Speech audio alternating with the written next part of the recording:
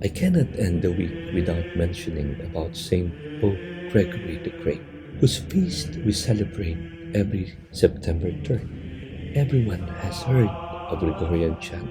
It's named for this Pope who made it the cornerstone of church music.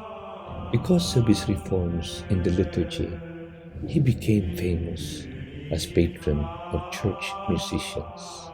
But fine church music was only one of Pope Gregory's interests. He had been a Benedictine monk and always looked back at his years in the monastery as the happiest time of his life. In history, he is the first pope from a monastic background. As pope, he governed Rome, making peace with barbarians who threatened the city, appointing generals for its defense and ordering the stewards of church-owned lands as far as Africa, Sicily, and Croatia. He took a practical approach to govern the church.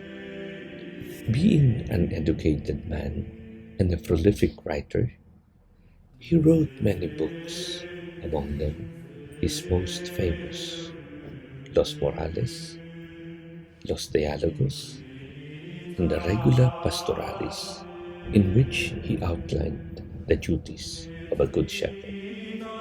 With so much suffering around him, he read a lot from the book of Job and the book of Ezekiel.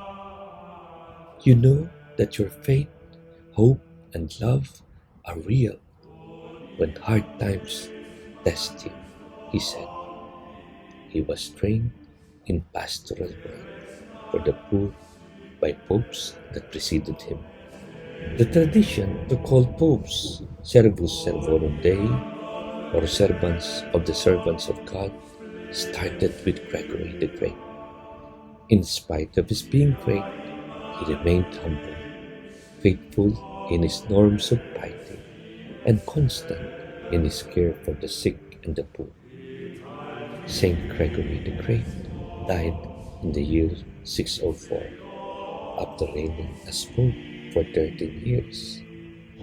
According to Gregory, efficacious prayer does not remain in the mouth. It is not brought about by words, but by a sincere desire to edify and give glory to God. Saint Pope Gregory the Great, pray for us.